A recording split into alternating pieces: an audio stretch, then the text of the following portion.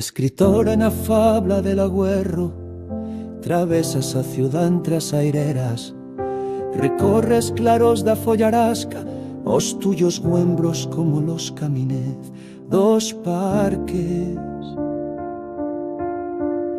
Baixo plebidas rollas, escritora na fabla del agüerro, amagas en as pochas do Gamboi, papés con aimatos chiqueztrazos e son as tuyas mans de estiu.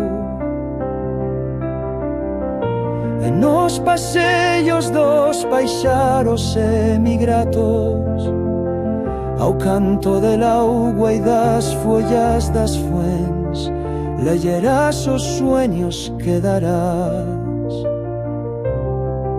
como una primavera.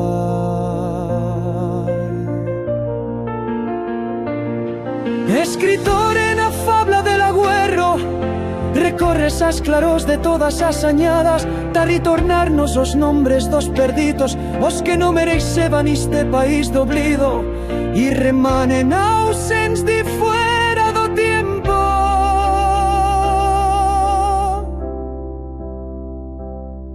Recorres solo os horizontes de fuellas rexirando entre sangres y oros.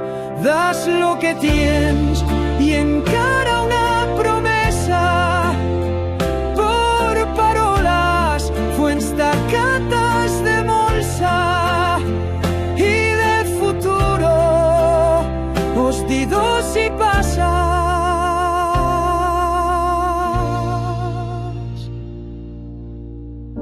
Como por una piel femenina.